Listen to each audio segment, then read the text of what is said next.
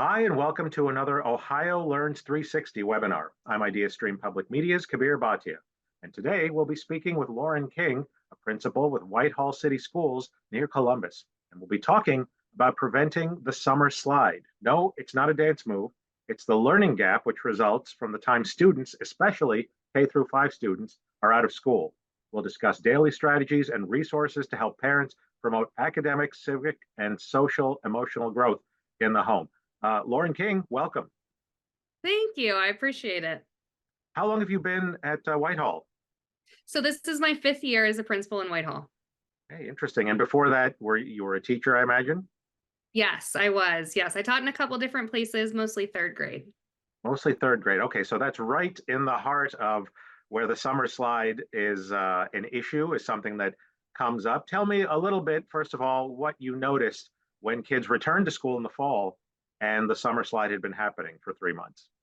Yeah, absolutely. We definitely noticed just from a data standpoint, we noticed a huge regression in data from for us benchmarking, we do benchmarking 3 times a year. So we've got a fall benchmark, winter benchmark, spring benchmark. And the spring benchmark skills for one grade level are essentially the same skills that we test them on when they come back. What we noticed was when we tested students, the first or second week that they were back, we actually saw a huge regression in the percentages of essentially the skills that they had mastered at the end of, for example, kindergarten. So at the end of kindergarten last year, we had 82% of our kids that were considered on track for reading.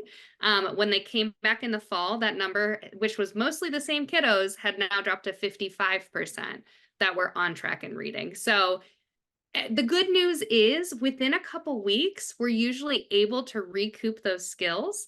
And that's where I think it's important to talk about things that we as parents can do at home to be able to just keep those synapses firing and keep the kiddos learning over the summer so that it's not as steep of a learning curve to get back into school time. Well, you mentioned reading and you mentioned what parents can do. Every library I know of has a summer reading program. They have prizes, try to make reading fun. What are some strategies parents can use to make summer reading? Because reading's enjoyable, but to make it more attractive during the summer, because it sounds like that's a very important thing to keep up on in the summer. Absolutely. I think the key to any sort of anything that you do in the summer is being able to integrate it as much as possible with the other fun things that you're going to do. So, for example, if you're going to cook with your kiddos, have them read the recipe out loud to you. That's an easy way to integrate that reading practice. Reading street signs is a great thing to do while you're in the car for car trips. And the library is such a great resource. They have so many great programs over the summer. And not just the library, there's other places I know at the library. You can check out a cultural pass where you can get free admission to the Museum of Art. There's all those plaques that they can read there. Just any sort of environmental reading, because that gives them the opportunity to not only engage with reading, but see that reading is a skill that everybody uses all the time and really give that some meaning. Even writing a grocery list is something that I always, kids love to be helpers. So having them write down the things that we need to get from the grocery store and then checking them off as you go through. Any sort of integration like that. In terms of actually sitting down and reading, I've had success with my own daughter with being able to do sort of a pseudo book club. So she and I will read the same book at the same time. She loves that. Then we can talk about what we're reading. And even if you're not reading the same book, I think that having a dedicated time, in the evening where you can, for us, we have a cup of tea and then we read together and modeling that behavior as an adult, especially reading for pleasure, because a lot of times as adults we don't take time for that, and then we ask kids to take time for it constantly. So it's like, why are you asking me to sit down and read a chapter book when I've never seen you sit down and read a chapter book in your life, mom? So I think that modeling piece is really important too. As you're modeling this for the kids, if it's something that they're like they prefer to be in their room reading, that sort of thing, is there, I know this is a slippery slope, but is there a sense of, okay, if you want to go to the pool You've got to read a chapter of your book. The prizes for doing reading. How well does that work, or is that something that can become a very slippery slope? So I think that if it's used in moderation, that it's a great incentive. It's the same as I do the same thing with chores. We can go do this fun thing when you empty the dishwasher because in life there are responsibilities, and it's okay if that responsibility is reading a chapter before you go to do something fun. As long as it's not, once you finish this entire book, then we can go. Because you don't want it to ever seem punitive. We want it to still be enjoyable. That's a good way to put it. You don't want to do that for sure. And reading, as you mentioned, you sit with your daughter and read. There's the library that has thousands and thousands of books. What about though something like well, math? Not only there's not a math lab in every city, of course, and sometimes the math, maybe not so much in K through 5, but as they get older, the math might be beyond the parents' understanding, or they might not remember how to do certain things. What do you do in situations like that where it's a subject like math? Absolutely. And I will say, as a parent of a fourth grader, sometimes her math, I'm like, I'm going to have to ask the math coach at my school. Like, I'm not, things are a little different than when I went to school. But math, you do have to be a little more creative to integrate that. But again, when you think about those real life applications of math, again, going back to the recipe, that's a great opportunity to look at fractions or even converting things back and forth. Or for older kiddos, helping them set a budget. If they've got something that they're trying to earn money to be able to buy, helping them track that. They've got the addition, subtraction, a little bit of budgeting. That's a great experience for them. And you can make almost anything a game. Flashcards, if you're doing math facts, you can play it like the game War, like that card game. I think a lot of times we don't realize, because we're in such a technological age, how much our kids crave just spending one-on-one time with us. So a lot of times that it doesn't really matter what we're doing. They're kind of willing to buy in whatever, as long as they have your undivided attention. So flipping flashcards, that's certainly going to engage the two of you and have you be together. Is that something that it's good? And I guess this might depend on every child. Might be good to do that after lunch every day at a certain set time, or is it something that we haven't done flashcards in a while? Let me grab those. Is there something like that that should be on a schedule, whether it's math or a different subject, that really benefits from being at the same time every day? So I do think schedules are really beneficial. As much as kiddos tend to push back a little bit about scheduling when you first set them, kids really thrive on routine. It's something that makes them feel safe. And it's something that we talk about at school a lot. And in fact, I think part of Summer Slide is the lack of routine that we have over the summer. And I'm not saying, wake them up at school time, then it's time for math, then it's summer. They got to be kids, they got to play. But if there is some predictability in terms of, like I said, reading before bedtime, or maybe, like you said, we do math after lunch, just a little activity, and giving the kids, I almost said students because I'm so used to that, giving them some authentic choice in what activity they want to engage with is really helpful too. So I've used popsicle sticks, where there's a bunch of different activities we can do and they're on popsicle sticks. Maybe it's a menu choice of things we can do. I do that even with dinner, because I don't want to put forth the brain power of what all the options are that we could cook. So kiddos buy in a lot more when they get a choice on what they're doing. That's a good point. If there are kids though who they just don't want, they want to be in front of the device playing the video game, or they just want to ride their bike. How do you reach out to a child like that when your child is doing that? Is it time to call in reinforcements from a neighbor? I mean, what are some strategies you've come up with that might work? Absolutely. Well, if they want to ride their bike, I definitely think that that's really important, because that physical energy is it's important to get that out. And when it's nice in Ohio, which is very small windows of time, you got to be outside. I'm lucky that I'm inside right now, because I thought about taking this call outside because it's beautiful today. But I think finding sort of, I think those sneaky ways to sort of get them engaged. Whether it's while we're on the bike ride, we're going to read some of the numbers on the mailboxes, or And also it does help to have a buddy that's doing it too. If you've got a kid in the neighborhood who might want to do a book club with your kiddo or might want to um do something like that. Or even with the video games, make them turn the captions on. That's a good way to If put it. they like if we're gonna do the video games, that's fine, but you're gonna read what it says rather than listening to the audio. And this, by the time they get to kindergarten, this next question may not apply as much. But for younger kids, a lot of times if they want to watch a show, they don't have quote unquote schoolwork that they're not doing in the summer because they're not really in school yet. When they want to watch the TV shows, do you find the at kindergarten or later, it's helpful to maybe change it to a different language, change it to Spanish or something? Or by then, is it too late for that?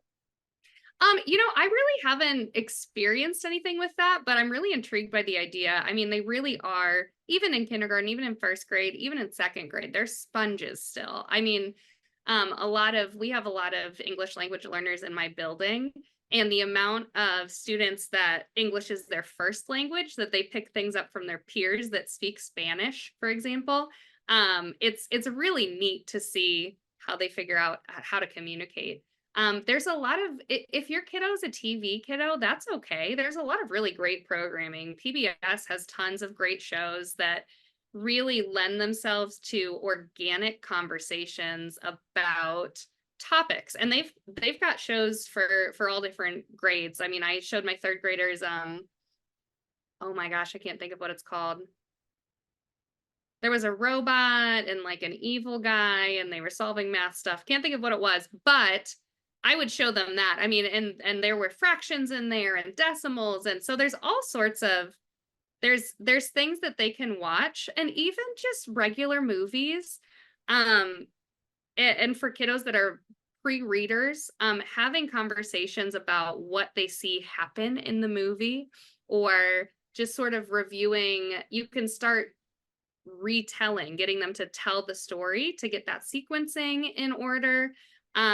With your pre-reading kiddos, just playing with words is a great thing to do. So what sound you hear at the beginning of the word cat, and having them just say, that's something you can do in the car. You can do that everywhere, and just getting them to be listening to language really helps with those foundational skills.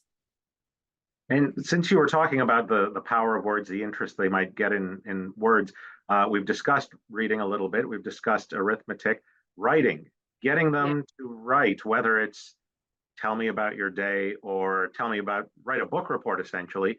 What are your thoughts? Any of those, either of those more effective than the other, or there are other things that maybe would spur them to want to write a little bit, maybe a paragraph a day? Sure. I think writing about their personal experience is going to be more engaging to them. And if you're able to, for example, I think on Sundays, the Columbus Art Museum is free for those who live in Franklin County. If you go on a trip like that and you ask them to write down 3 things they learned there, that's a great entry into nonfiction writing, informative writing. I've also, another idea that I've seen is journaling between you and your kiddo. So writing each other notes back and forth can sort of give that shared ownership. And then again, you can do some modeling of writing structures when you're writing a response to whatever. And if mom and daughter have a secret journal that they write in, like, they might really buy into that. That's cute. I like that, a secret journal that they write about. That's very cool.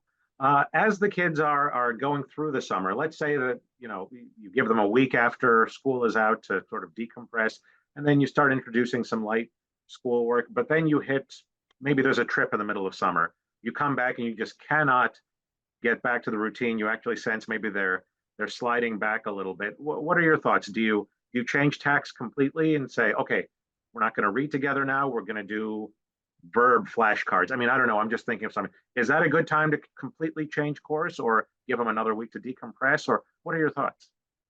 I think that balance is really important in the summer, and it is important. They do need the break from school, truly. And giving opportunities to take those breaks, I think is great. Probably shorter duration breaks is going to be easier to slide back into the routine. So maybe if we're on vacation for a week, we do 1 or 2 things on vacation, whether it's counting the shells that we pick up on the beach, or reading a sign that is posted near, the monument we're at. I don't know, whatever you're doing on vacation. Um, Continuing to sort of integrate it, and I think is easier than having taken 2, 3, 4 weeks off, and then school starts in 2 weeks and okay, now we're gearing up to go back. I think that can be a little jarring for them and is a little harder to get buy-in. But I think also letting the kiddos take the lead, and for older kiddos, just having a conversation with them, saying, I want to make sure that we're ready when we go back in the fall. Here are some things I think would be good to practice. Do you want to practice today or do you want to practice tomorrow? Again, giving that choice is really important, so they can, summer's kind of the time that they get to be the masters of their own destiny. So it's important to give them that space too, to be able to explore. And that's good for their being able to make choices and being able to solve problems is good for their growth too. I mean, those are integral things for them to be able to grapple with. As they're sort of masters of their own destiny during the summer, and uh, you know, you always see the list go around on the internet that things we did when we were growing up in the 70s and 80s, and we would go out all day till it was dark and come home. That's not quite as viable today. But as the kids are masters of their own destiny now, and they go out to play in the yard in the neighborhood, talk about the value of discovering new skills, new ideas through just play, as opposed to, we've discussed, flashcards and books, but not having those school materials in front of you, but still learning while they're out there with their friends in the environment where they spend most of their time. Absolutely. And sometimes that's when the most rich learning really happens. For one, anytime they're able to interact with peers or older kids or younger kids, those social skills that they learn from being at the playground, whether it's taking turns on the slide or, solving a little squabble that'll come up on the playground, being able to solve those things and giving them the opportunity to solve them. I think sometimes as parents, and I know I've been guilty of this, we're so quick to try to swoop in and take care of a situation, because we don't want anything negative to happen to our kids, that we don't always give them the space to take risks and be able to work their way out of a situation. So often I'll sit back and sort of just watch something play out, see if I need to intercede, because a lot of times they'll work it out themselves. And sometimes just an empty playground or a park or even my backyard, my daughter will have the most imaginative games going on, and being able to, I'll just ask her questions about like, oh, what do you have over there today? Is it a castle today? Or she's made a restaurant out there a couple times, and I'm like, oh, make a menu so I know what I can order. Um, they're just brilliant. I mean, kids are so brilliant and such special tiny humans. They'll surprise you if you give them the space to really create and discover things. Good point. Good point. As far as kids, a lot of what we've talked about, pretty much all of it, relies on parents to be there to encourage, to work with them, that sort of thing. But if there's kids who aren't able to be home during the summer, or they have maybe a sitter who's only 3, 4 years older, who isn't in a position to teach, for lack of a better term, is that where maybe it's the weekend trip to the library to load up on materials, or apps that maybe the child has a device and, I'd like you to do this much in this app? Or what are some things that you can suggest when that's the case, where the parent can't be there during the day for a big chunk of the day? Yeah, absolutely. And as I work year round, so that's kind of my reality a little bit. With my daughter, I think having options that I always find that during the summer, I always hear I'm bored. Like, I've run out of things to do. I'm bored. So having a list of options of activities, just to different games they can play. I know from my experience when I used to be a tween babysitter, like when the parents were like, here are some games you guys could play together, or you can take this card to go there, like that, I was like, thank you for giving me ideas. So when they say I'm bored, I don't have nothing to help them with. But yeah, I think over the weekend, truly I think the other thing that's really important that I want to make sure I express is anything is good enough. Any sort of activities, any even if it's one trip to the park, everyone has such busy lives, and being a parent is so stressful.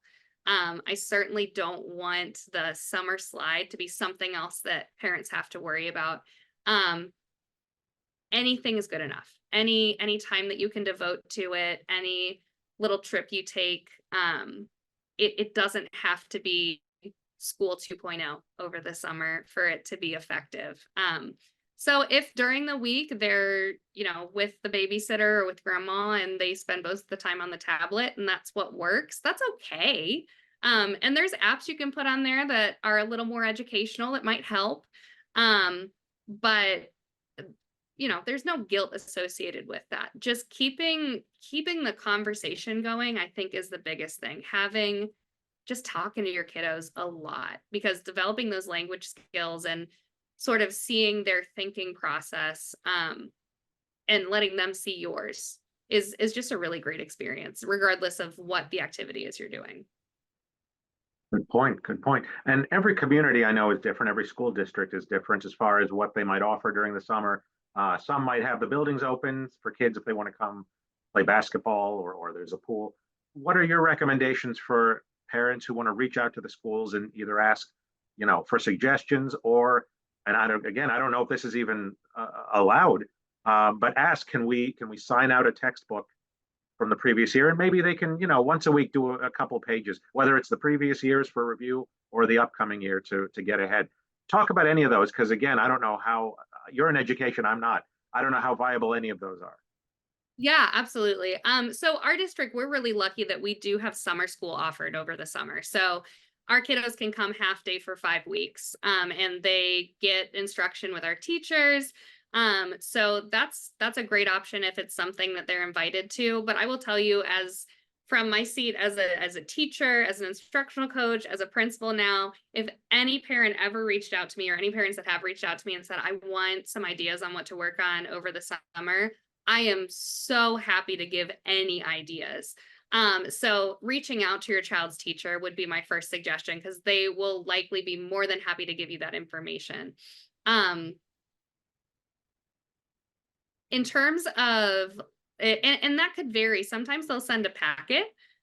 For us, we always end up with extra workbooks at the end of every year because of move-ins, move-outs, or we're switching curriculums. This year we were told by the district, like, send home as many workbooks as you can because we're not using them next year. So you never know. I mean, there are so many resources available, or even your teacher could make suggestions of books to check out from the library, or local library reading programs. A lot of times they send that information to the district. So sometimes we have some insider information about what's going on that we're more than happy to pass out. Excellent, excellent. And talking about the school year as we have that, ends right around Memorial Day, picks up right before Labor Day. What are your thoughts? And I'm kind of putting you on the hot seat, but what are your thoughts on the year-round school, where some districts around the country have done that? A lot of times it seems like just for climate reasons, because it's well, we won't go into the reason. It's different in hotter climates than here, but talk about the idea of year-round school, which I guess we're kind of broaching that by assigning a little work during the summer. But something like that, is that at all, you think, an idea that would ever catch on? I don't know that it will catch on, but I am certainly a supporter and proponent of it. I actually would love to. If I ruled the world, we would have 4-day school weeks year round. And of course, breaks for, a couple weeks for spring break, a couple weeks for winter break, a couple weeks for summer break, and maybe some, fall break, something in there. But I think that allows families to have a little bit more time on the weekends to recoup. I think 3 days, I've seen when we have 3-day weekends, the kids seem a little more ready to come back and really engage again. 4 days gives us still a lot of instructional time, or even if I've seen where districts, the 5th day is optional. I've seen districts where the 5th day is asynchronous and we're doing, work over the computer again. We learned a lot from the pandemic, as difficult as that time was. So I'm actually really into the idea of year-round school, but I do understand there's a lot that would go into that. I do think it would help for childcare though, for a lot of families. A good point. And there's also the issue a lot of times where the school lunches and school breakfasts they're relied on. Suddenly, for 3 months, they're not available. So that's a good point. Since you mentioned the pandemic, what have you seen as far as the summer slide or learning in general even change over the last 3 years since we have been coming back out of quarantine? Absolutely. I think the biggest change that I've seen is students' preparedness when it comes to their social emotional skills. We have a lot of students coming in who they didn't get the opportunity, especially I work in a K-1 building. So a lot of my kinders didn't get that opportunity to play at a park or go to a daycare because everything was shut down. And knowing how to interact with their peers and problem solve in a healthy way is something that we're teaching more explicitly than we ever have before. So again, I always suggest to parents, like, if nothing else, if they can come to kindergarten being able to know how to ask for help, know some basic self-care skills, and know, you know, how to solve little problems in between themselves, like, and how to take turns. Oh my goodness. If kiddos can do those things, I don't care whether they know their alphabet or not. I can teach them that. But being able to take turns or being able to not have a meltdown when you're not the first one picked to do something, that's worth its weight in gold. So, since you do have the full day kindergarten, and it's not just the learning, but it's the, I assume, art, music, that sort of thing, you have time to offer that sort of thing. Talk about offerings in those realms during the summer that parents can maybe take advantage of, whether it's something online or something to look for in your community. Like we have the public movie night once a week downtown. What are your thoughts on any of that sort of thing? Absolutely. The first place I would look would be your community's Parks and Rec website, or however their information is. Like the outdoor movie night that you're talking about, that kind of stuff is always on there. There can be farmers markets some places, all that kind of stuff. The cultural pass that you can check out from the library that I'd mentioned earlier is great. That gives you free admission to a number of different things, including the zoo and the Columbus Museum of Art, and all sorts of different things there. A lot of times there's days where it's reduced price or completely free to do things. And any of those experiences are great. And even things at home, you can take chalk outside and do sidewalk chalk. That's a great art experience. Listen to music, teach them some of the songs that you loved when you were a kid. Um, just sharing that kind of stuff, or singing together, being silly. Or online, there's a lot of tutorials for how to draw things.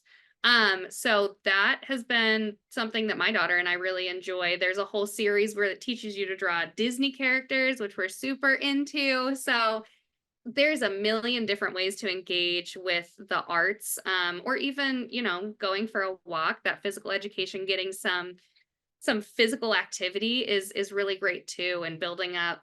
There's so much. I found out recently there was a study about students' core strength and how much their core strength can impact their ability to be successful at school, because it takes a certain amount of core strength to sit up straight in your chair. So kiddos that don't get that gross motor when they're younger, those are the kids that we'll see that are like slumped on their desk, or always having to support themselves with their hand, or can't sit comfortably on the carpet. And it's truly because physiologically they're not developed enough.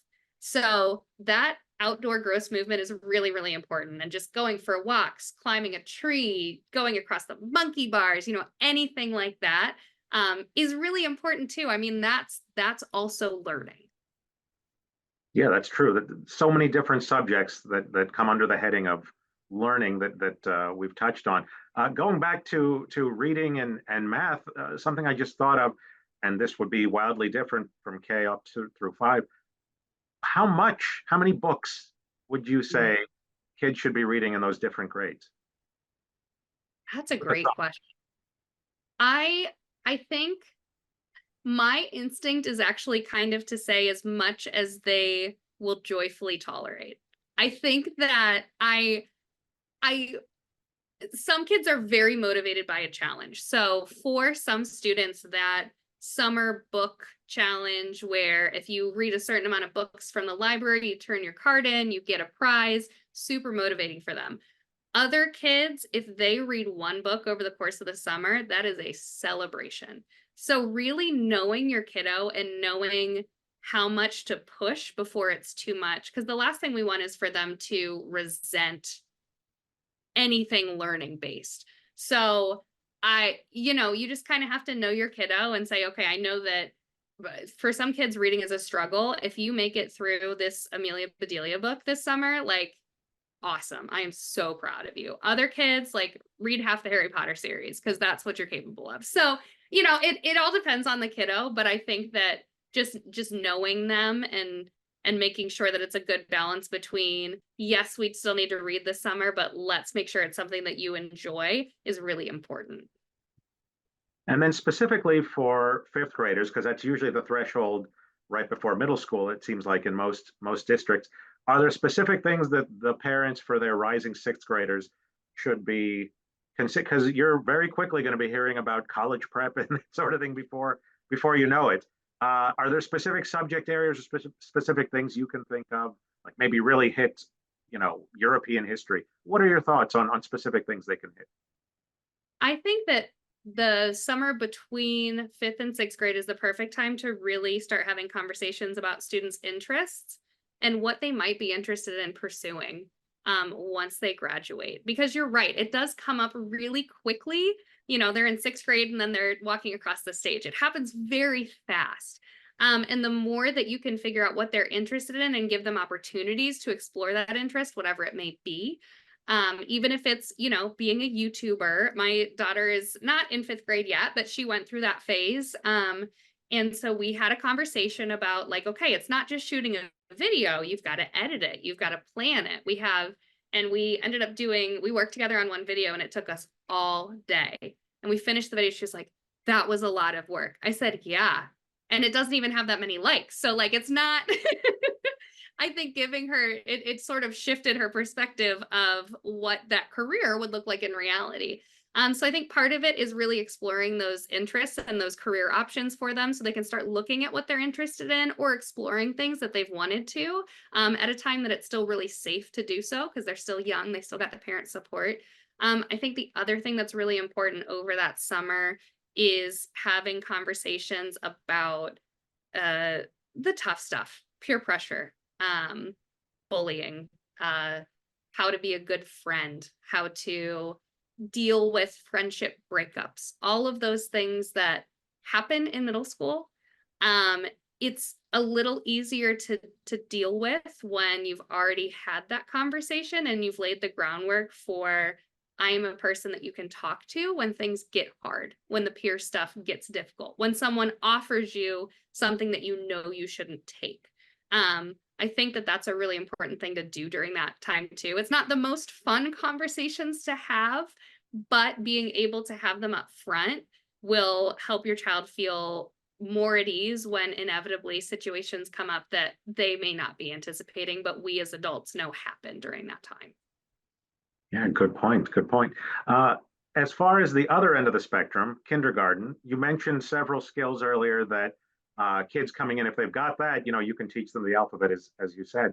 But the kids, even taking all of that out of the equation and possible pandemic slide, we'll call it, what are some things academically that parents maybe can think about as the kids are heading into kindergarten? Because when they come that first day, they might have had a year of pre-K, they might have had 3 years, they might have had none. And I know you do the assessments, but it's really down to the parents a lot of times to prepare them in some way. So are there any academic things that you can think of that maybe would be good to work on that summer before kindergarten? Absolutely. So, aside from obviously the self-help skills and the social emotion that we talked about, in terms of academics, really exploring the English language and exploring sounds when you're talking. So, being able to identify the first sound in a word or the last sound in the word or the middle sound in a word, or taking a word and being able to break it apart. So if you have the word rat, being able to say at. All of those are foundational things that they don't even need to be looking at the letters to engage with that. And those, I mean, working on letter sound correspondence is great. So knowing that this is an R and it says is really important.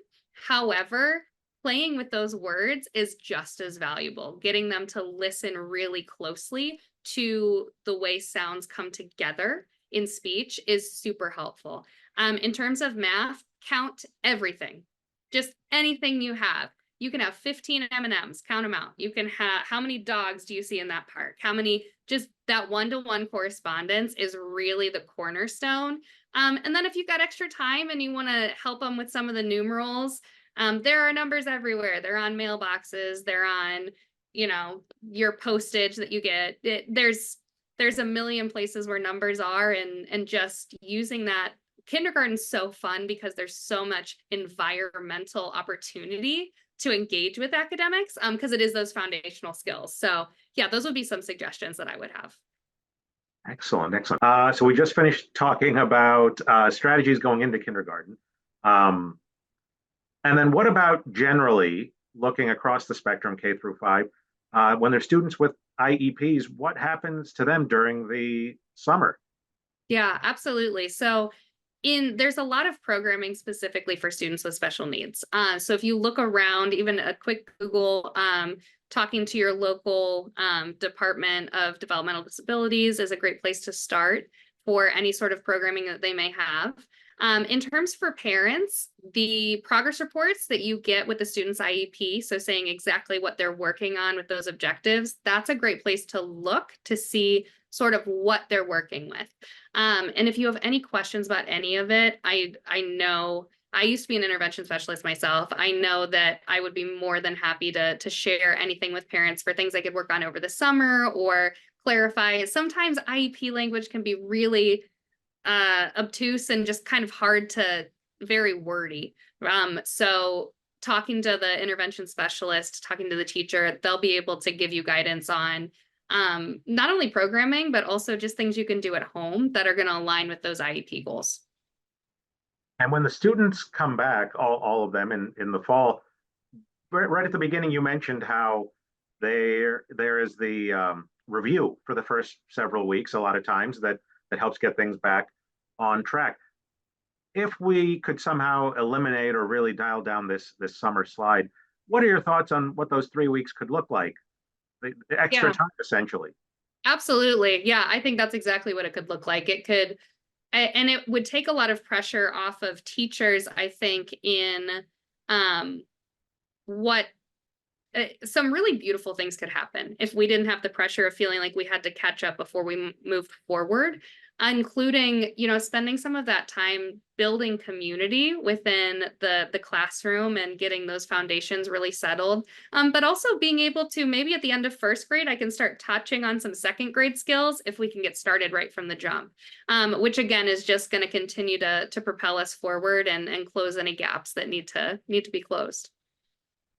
Overall, the sense I'm getting from our conversation is that, you know, over the summer, it really depends on a partnership, kind of a meeting of the minds of the kids and the parents, but also the schools are just really happy to provide input, provide resources, provide any help that they can here for this last month before school ends.